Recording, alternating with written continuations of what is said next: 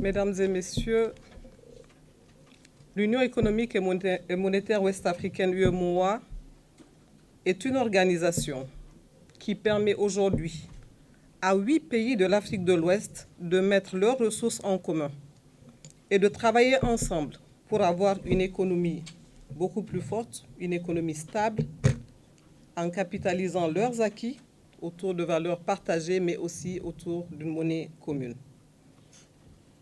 L'UEMOA, c'est aussi le Bénin, le Burkina Faso, la Côte d'Ivoire, la Guinée-Bissau, le Mali, le Niger, le Sénégal et le Togo.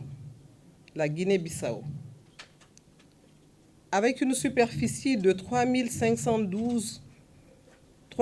512 millions de kilomètres carrés et 142 millions d'habitants. Juste pour vous donner une image de l'UEMOA qui nous réunit ce matin, une UEMOA pour laquelle les pères fondateurs avaient donc pour ambition de créer un marché commun, un seul marché pour 8 pays, mais un marché prospère, un marché ouvert, un marché concurrentiel. Je suis Madame Kabo Aïssa Sidikou et je suis la représentante de la commission de l'UEMOA au Sénégal. Je précise bien commission de l'UEMOA, parce qu'il y a souvent une sorte d'amalgame entre l'UEMOA et la commission de l'UEMOA, parce que la commission est l'organe exécutif de l'UEMOA. L'UEMOA, c'est plusieurs organes, des organes de direction, des organes de contrôle, mais c'est aussi des institutions spécialisées autonomes comme la Banque centrale, la Banque ouest-africaine de développement ou l'autorité des marchés financiers. Donc c'est juste pour vous donner une image. Je voudrais, avant de rentrer dans le vif du sujet, m'acquitter d'un devoir, je dirais même d'un plaisir. C'est celui d'adresser la gratitude de M. Abdoulaye Diop, président de la commission de l'UEMOA, aux autorités du Sénégal qui nous accompagnent au quotidien dans nos activités. En son nom, donc au nom de M. Abdoulaye Diop, je souhaite à tous la cordiale bienvenue. Je suis accompagnée par nos 2 ministères statutaires, à savoir le ministère des tutelles, le ministère des Finances, le ministère de l'économie, du plan et de la coopération. Je suis également accompagnée par le personnel du bureau de représentation, dont la conseillère vous a fait tout à l'heure une entrée en matière sur ce que nous allons faire au cours de cette matinée. Mais il y a aussi toute l'équipe d'organisation qui était sur pied depuis plusieurs jours pour que cette activité puisse être réalisée. Je suis heureuse aussi d'accueillir mes 3 mentorés que j'accompagne dans le cadre donc, de leurs activités. Et c'est un plaisir pour moi d'avoir donc tout ce beau monde à côté. Ça me donne beaucoup plus de force pour parler avec vous, avec la presse, sur les activités de l'UEMOA depuis 30 ans. On l'a dit tout à l'heure, l'UEMOA a été créée en 1994. Donc nous sommes en 2004. En 30 ans, beaucoup de choses ont été réalisées. Qu'est-ce qui fait de l'UEMOA une organisation résiliente? Nous savons tous que des chocs exogènes se sont invités au processus d'intégration. On peut parler des crises sanitaires, de la crise russo-ukrainienne, des crises économiques générales. Mais l'UEMOA est resté debout. Même pendant la crise sanitaire, l'UEMOA n'a pas enregistré un taux de croissance négatif, comme c'est le cas dans plusieurs zones. Alors, qu'est-ce qui fait cette résilience? Qu'est-ce qui a été fait au cours de ces années? Je vais d'abord parler du cœur de métier de la Commission. Ce cœur de métier, c'est la libre circulation. Aujourd'hui, les biens, les personnes, les capitaux, les services circulent librement d'un pays à l'autre. On n'a pas besoin de visa pour circuler à l'intérieur de l'espace communautaire. Et c'est une avancée. La simple carte d'identité biométrique est suffisante pour traverser les frontières. De la même manière, les ressources naturelles et les produits originaires de l'UEMOA circulent librement d'un pays à un autre. vous le savez tous, nous partageons la même monnaie. Cette facilité est aussi un avantage dans le cadre du commerce d'une manière générale. Je vous parlerai aussi des professions libérales qui permettent donc à des chirurgiens dentistes, à des docteurs, des vétérinaires, des comptables, à des architectes de s'installer librement dans l'espace communautaire. Ce sont des avancées du processus d'intégration. Les étudiants ne sont pas en laisse. Les étudiants bénéficient des avantages de la libre circulation. Les étudiants et les jeunes d'une manière générale. Les étudiants s'inscrivent au même tarif que les nationaux dans les universités publiques de l'espace communautaire. Sans compter toutes les actions qui ont été menées pour doter l'espace communautaire de centres d'excellence régionaux à un niveau universitaire, pour éviter que les jeunes soient obligés de se former hors de l'espace communautaire. Alors, qu'est-ce que l'UEMOA a fait? L'UEMOA a identifié des institutions déjà spécialisées, a renforcé leurs capacités pour que ces institutions soient à un niveau international conformément à toutes les universités dans lesquelles les étudiants habituellement vont dans notre espace communautaire. Aujourd'hui, ces avantages se retrouvent dans la zone UEMOA. On n'a pas besoin de se déplacer pour avoir une formation de qualité. Au Sénégal, il y a 6 écoles, 6 centres d'excellence régionaux qui ont été identifiés. Le CESAG, le ISMB, Subdeco, Africa Rice, ESTM et ISM. Nous avons d'autres écoles dans les autres pays de l'espace communautaire. En termes de bourses d'études, la commission accompagne les étudiants, avec, quand on prend la période 2005 à 2019, il y a 61 bourses qui ont été accordées par la commission. Et depuis 2022, nous avons 10 bourses par an et par pays. Donc c'est une très grande avancée. Et c'est la manière dont l'UEMOA accompagne un peu l'enseignement supérieur, mais aussi le renforcement des capacités, consciente que la jeunesse est aujourd'hui le pilier de la croissance. Un autre aspect de l'enseignement supérieur et de la recherche, c'est le programme d'appui à l'enseignement supérieur, où à peu près 3000 cadres de l'administration sénégalaise ont été formés, sans compter toutes les dispositions qui ont été prises pour harmoniser le baccalauréat, pour harmoniser le système LMD, pour interconnecter 53 structures nationales et renforcer des bibliothèques dans les universités nationales. Mesdames et messieurs, ces avantages en faveur des jeunes, en faveur de la recherche, ont été renforcés parce que l'UEMOA s'est rendu compte que, d'une manière ou d'une autre, il fallait s'adapter à l'environnement international.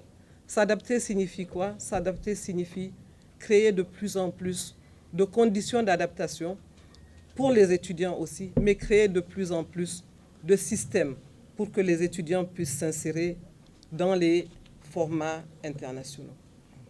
Alors pour cela, 2 programmes phares. Il y a des pôles régionaux de formation et de recherche dans 4 domaines précis qui ont été identifiés comme des domaines prioritaires: l'agriculture, l'aménagement du territoire, la santé et l'énergie. Donc aujourd'hui, la Commission s'est engagée à formellement former les jeunes dans ces domaines. Il y a aussi la formation professionnelle. Depuis 2022, la Commission accompagne 24 métiers prioritaires. Et je pense que c'est une grande avancée parce qu'on s'est rendu compte que la formation professionnelle n'est pas très développée en Afrique. Et c'est aussi un moyen de contribuer à l'employabilité des jeunes. À côté donc de ces actions en faveur des jeunes et des étudiants, la Commission accompagne les entrepreneurs dans plusieurs domaines. Déjà dans le domaine de l'artisanat, avec un code de l'artisanat et un programme d'accompagnement des entreprises artisanales, avec aussi une amélioration du climat des affaires, mais aussi et surtout des actions phares en faveur des startups, en faveur des entreprises par les bureaux de mise à niveau et également en faveur du programme qualité. L'UEMOA s'est investi dans la recherche de solutions pour avoir le label Made in UEMOA. Donc, nous avons un programme qualité et dans ce programme, le système ouest-africain d'accréditation est le système qui nous permet aujourd'hui de certifier les produits qui sont faits dans l'UEMOA. Le programme Talent international à l'Africain, le programme Talent africain à l'international, c'est un programme qui, pour moi, est très innovateur parce que la Commission a identifié des entreprises qui sont engagées dans l'exportation et a mis donc en relation ces entreprises avec des cadres africains, des cadres de l'UEMOA, pour renforcer donc les capacités de ces cadres-là, mais aussi leur permettre d'avoir un premier emploi et permettre aussi aux entreprises d'avoir des compétences.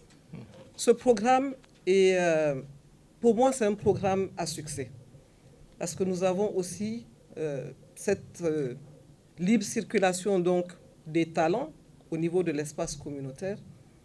Et au niveau du Sénégal, il y a 39 entreprises qui se sont inscrites et 350 jeunes talents, donc qui ont aujourd'hui la possibilité de travailler dans l'espace communautaire. Autre activité ou bien initiative en faveur de l'entrepreneuriat, c'est la stratégie de développement de partenariats public-privé que la Commission a voulu, que la Commission a souhaité, afin que le secteur privé soit assez fort et puisse compétir dans le cadre des infrastructures d'envergure au sein de l'espace communautaire. Le secteur privé aujourd'hui, pour nous, est un secteur qui devrait porter la croissance. Ensuite, dans le cadre de la zone de libre-échange continentale, la Commission accompagne aussi les entreprises afin que les entreprises et même les économies d'une manière générale puissent profiter pleinement des avantages de cet accord. Et la Commission a identifié quelles étaient les préoccupations du secteur privé et un plan d'action a été adopté pour accompagner le secteur privé. Il y a plusieurs autres domaines dans lesquels nous intervenons. En général, quand on parle de l'UEMOA, beaucoup de gens ne voient que ce qui se passe dans les administrations. Parce que quand on parle de l'UEMOA, on va vous parler de taux de croissance, on va vous parler de taux d'inflation, d'endettement. Mais ce que je suis en train de vous dire aujourd'hui, c'est le quotidien des populations. Comment est-ce que l'UEMOA, au quotidien, impacte la vie des populations? C'est pour ça que je m'appesantis un peu sur ce côté un peu sectoriel, un peu, j'allais dire, beaucoup plus terre à terre. Mais c'est aussi parce que c'est l'aspect de l'UEMOA qui n'est pas connu du public et qui mérite d'être connu.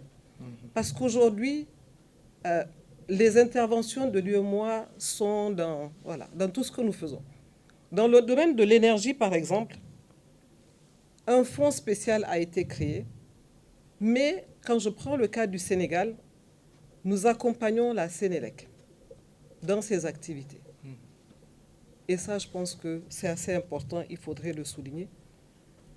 En dehors de cet accompagnement de la Sénélec, il y a aussi des actions directes en faveur des populations, comme par exemple l'installation de lampadaires solaires pour faciliter l'éclairage public. Il y a par exemple 1835 lampadaires solaires qui ont été installés au Sénégal, sans compter 4 mini-centrales solaires, des chauffe-eau solaires dans 8 hôpitaux et 100 kits solaires photovoltaïques communautaires. Donc, ces actions permettent non seulement d'améliorer les conditions de vie des populations, mais aussi des entreprises. Dans le même ordre d'idées, dans le cadre de l'économie numérique, à côté des actions de réduction des tarifs, la Commission agit donc en offrant une plus large gamme de produits notamment la digitalisation de 120 domaines administratifs. Je dis bien 120 domaines administratifs par pays que la Commission s'engage à financer dans les États. Sans compter 30 cases numériques dans les coins les plus reculés afin que la couverture numérique soit générale dans tout l'espace communautaire. Je ne pourrais pas ne pas parler de l'agriculture. L'agriculture occupe plus de 60% de la population active. Moi, je dis même que l'agriculture, c'est le cœur de l'économie. Parce qu'à partir de l'agriculture, nous tirons l'industrie, nous tirons les services. Et pour l'agriculture, la Commission, à côté de la réglementation, s'est investie dans la recherche. Quels sont les domaines prioritaires qui peuvent contribuer à la compétitivité des économies de l'Union? 8 domaines ont été, pas domaines, 8 filières. 8 filières ont été identifiées. La filière coton, c'est indiscutable. En dehors de la production, il y a aussi la transformation, mais il y a surtout la découverte qui a été faite par le CORAF, c'est l'utilisation des résidus du coton pour la menuiserie. Aujourd'hui, nous avons des meubles qui sont faits avec les tiges de coton et c'est une recherche de la commission de l'UEMOA avec le CORAF. Sans compter donc j'ai parlé du coton, il y a le riz, où nous sommes accompagnés par Africa Rice, le centre africain du riz qui est à Saint-Louis. Il y a également le maïs, la filière bétail-viande, l'aquaculture, la pisciculture, mais aussi la tomate et l'anacarde. Donc ce sont des domaines prioritaires que la Commission accompagne en termes de structuration, mais aussi en termes de recherche et d'accompagnement en numéraire. Toujours dans le domaine de l'agriculture, un système informatique a été initié sous forme donc de plateforme et nous avons aujourd'hui en temps réel des informations sur le système agricole au sein de l'espace communautaire, que ce soit en termes de précipitation, en termes de production, en termes de température, de climat. Nous avons toutes ces informations qui sont disponibles, mais il faut reconnaître que ce sont des informations qui concernent l'agriculture avec grand A, donc la pêche, l'aquaculture, la pisciculture, tous ces domaines sont concernés. Donc, à côté des systèmes d'information, il y a bien sûr la valorisation des produits locaux. La stratégie est en cours au niveau de la Commission, même si nous avons tout de même créé une sorte de plateforme de la consommation des produits locaux, parce que ce sont des dérivés de l'agriculture. Le mois d'octobre, au sein de l'UEMOA, est consacré comme le mois du consommé local. Au cours du mois d'octobre, la commission de l'UEMOA, dans tous les pays, organise des foires de découverte. La découverte des produits locaux, qu'ils soient juste naturels ou qu'ils soient transformés. Et ça permet donc d'échanger entre les différents acteurs et aussi de mieux connaître nos produits, parce que nous-mêmes qui sommes assis ici, nous ne connaissons pas tous les produits de nos tiroirs. Donc la Commission offre cette possibilité d'aller à la source pour tirer le meilleur de nos ressources et pouvoir les transformer. La dernière activité, peut-être par rapport à l'agriculture, mais pas des moindres, ce sont les programmes et les projets de développement communautaire pour accompagner les agriculteurs. Comment renforcer les capacités des agriculteurs? Il y a d'abord des séances de formation, mais il y a également, pour le cas du Sénégal, des magasins de stockage des semences, des graines. Il y a actuellement 122 magasins de stockage au Sénégal, donc c'est presque dans toutes les régions. Nous avons 4 marchés à bétail, des abattoirs frigorifiques, sans compter l'aménagement de 1000 hectares de périmètres agro-silvopastoraux que nous sommes en train de mettre en place. Et je l'ai dit tout à l'heure, la gouvernance dans les filières maïs, riz, coton. Et un des projets qui pour moi est un bijou, c'est vraiment le projet intégré qui a été fait à Saint-Louis, à Diamamaray, qui est un projet agriculture, pisciculture, alimenté par de l'énergie photovoltaïque. Pour moi, ce projet est un bijou. C'est un projet qui a été mis en place pour accompagner les jeunes. Parce que l'idée, c'est de faire travailler les jeunes dans cette ferme-là et de pouvoir donc les accompagner dans des activités génératrices de revenus. Il y a bien sûr plusieurs accompagnements parce que la Commission fait aussi des subventions, mais nous appuyons certains ministères, par exemple pour le ministère de l'Agriculture, dans la protection des végétaux, dans la protection des ravageurs, contre les ravageurs de fruits, ou bien dans la certification des semences céréalières. Je ne pourrais pas dire que j'ai fini de parler de l'agriculture et de la prise en compte de l'agriculture au sein de l'UEMOA.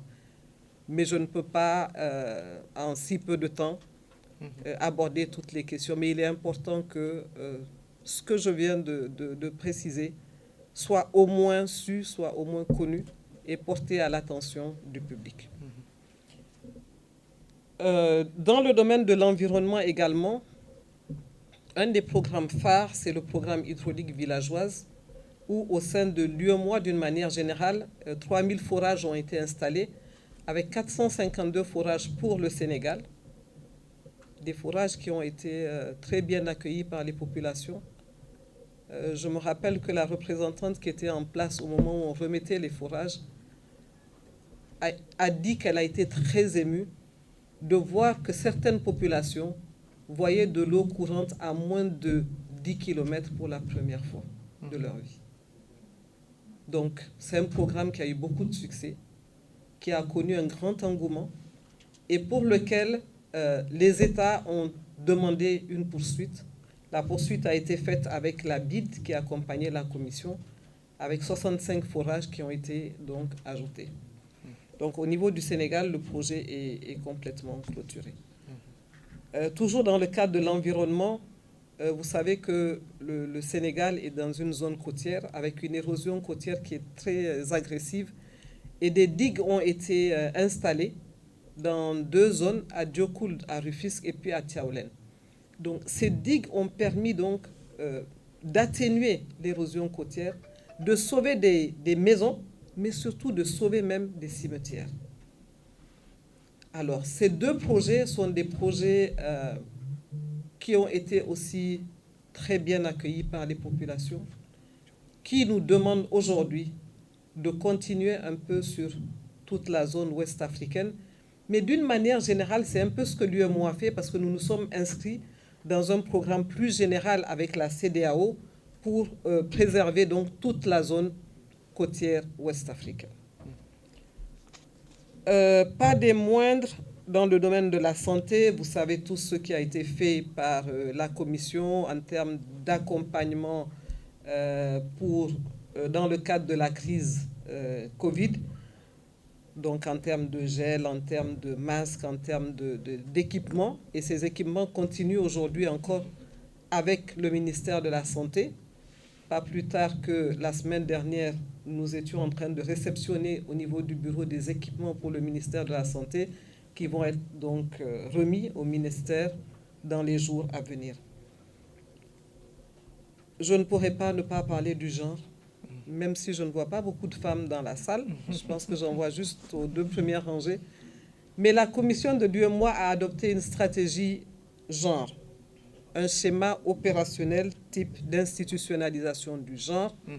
Nous travaillons avec les ministères dans les pays chargés donc, du genre, mais surtout, la budgétisation sensible au genre est en train d'être enseignée dans les écoles nationales d'administration de l'UEMOA. Ça, c'est une très grande avancée.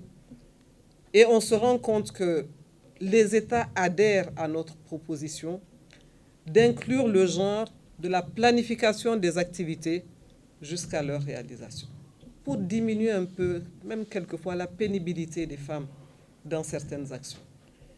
Et aujourd'hui au Sénégal, tous les ministères ont une cellule genre donc, qui prennent en charge donc, la thématique dans les différentes activités des ministères. Je ne pourrais pas ne pas parler de la culture, parce que le droit de propriété littéraire et artistique est en vigueur depuis 2023. L'industrie créative a été identifiée comme industrie prioritaire pour l'UEMOA, parce que nous voulons avoir une vision assez large. Nous voulons avoir plus de visibilité à travers la culture, mais c'est aussi un moyen d'employer les jeunes. Et nous sommes sensibles à ce besoin de retourner aux sources pour recréer en fait une culture qui est en train de disparaître au sein de nos États. Peut-être juste parler un peu de l'aménagement du territoire. Là, je viens de vous faire le point un peu de ce que moi j'appelle l'intégration productive. Voilà, c'est ce qui a été développé. Mais il est important aussi que vous sachiez sur le plan spatial, comment est-ce que l'UEMOA est en train de s'organiser.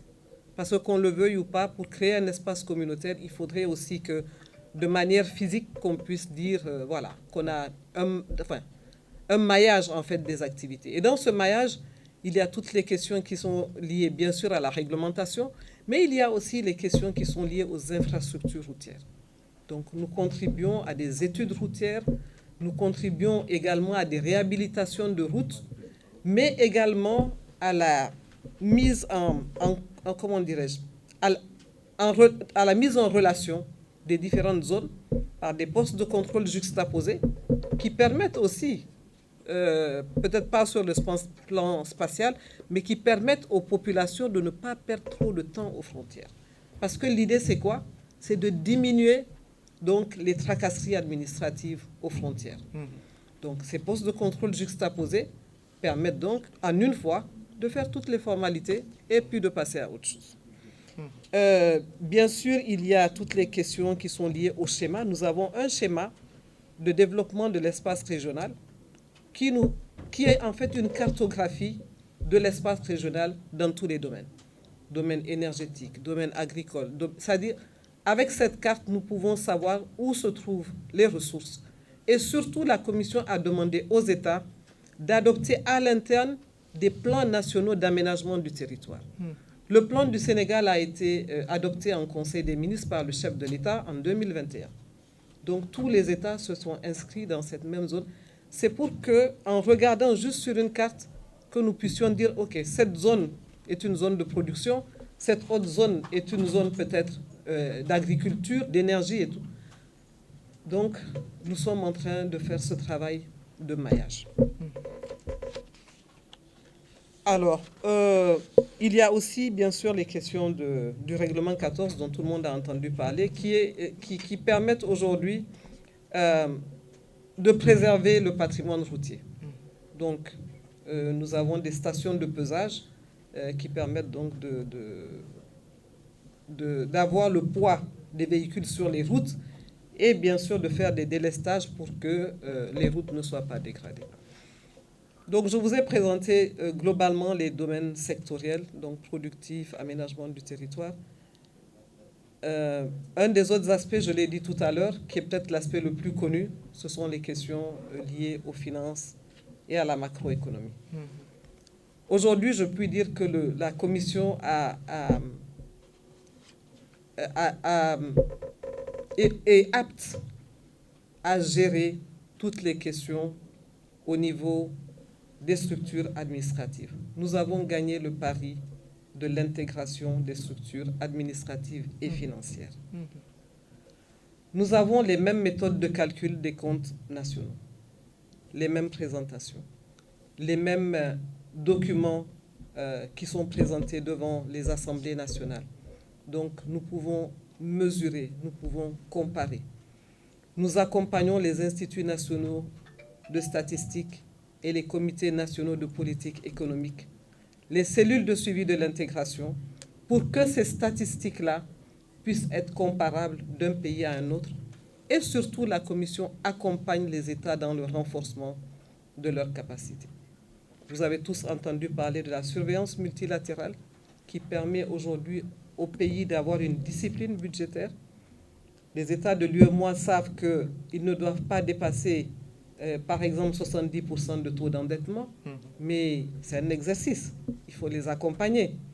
Il faut de temps en temps faire le point au Conseil des ministres ou bien au chef d'État. Tout ça pour expliquer que l'interaction entre la Commission et les États passe aussi par cet exercice. Et un pacte de convergence avait été adopté. Nous avons préféré ne pas trop contraindre les États pendant la crise sanitaire. Donc la Commission, enfin les chefs d'État, ont souhaité que le pacte de convergence soit peut-être mis en veilleuse, mais que cet exercice de surveillance multilatérale continue. Et c'est ce qui est fait chaque fin de semestre. La Commission rend compte donc des avancées dans le domaine de la croissance, de l'inflation, dans le domaine aussi de, j'ai parlé tout à l'heure de l'endettement, mais aussi de la pression fiscale. Bon, ce sont des domaines, c'est vrai, très techniques, mais c'est juste pour dire que nous sommes ensemble, comme je dis. Alors, toutes ces actions ne peuvent pas être réalisées, bien sûr. Ce sont des initiatives qui donnent beaucoup de visibilité à la Commission, mais qui ne peuvent pas être réalisées si nous n'avons pas un cadre sécuritaire performant. Et aujourd'hui, la question de la paix et de la sécurité est une question cruciale dans la zone UEMOA. Vous savez qu'il y a 3 pays de la zone UEMOA qui sont régulièrement confrontés à des problèmes de sécurité et nous sommes en train de lutter pour que nous puissions les accompagner, surtout avec les collectivités territoriales, déjà en termes de renseignement, en termes de formation, en termes aussi d'équipement. Et il y a un fonds de sécurité qui a été mis en place en 2019 pour accompagner ces pays-là. Donc, globalement, je pense que ce sont les points sur lesquels je voulais intervenir avec vous. Peut-être juste pour résumer par rapport au programme et au projet. Au niveau du Sénégal, nous avons à peu près 40 projets et programmes qui ont été déployés dans les 14 régions du Sénégal, dans les domaines de l'agriculture, de l'environnement, des transports, infrastructures routières, énergie, enseignement supérieur, recherche. Donc, juste pour rappeler que ces programmes et ces projets ont commencé à l'UEMOA à partir de l'année 2005. Avant 2005, la Commission ne faisait que des textes, réglementation, dans tous les domaines. À partir de 2005, les chefs d'État ont dit « Ok, il est temps maintenant que les populations sentent l'UEMOA, qu'il y ait des actions visibles, des actions qui impactent leur quotidien. » Et donc, à partir de 2005, nous avons commencé ces projets de développement. À partir de 2011, la Commission a souhaité que des représentants résidents soient aux côtés des populations. Des bureaux de représentation ont été créés pour créer cette synergie, cette proximité avec les peuples. Donc c'est pour ça qu'aujourd'hui, dans tous les pays de l'UEMOA, vous avez un bureau de représentation qui est une sorte de relais des activités de la Commission de l'UEMOA. C'est sur ces mots que je voudrais vous remercier.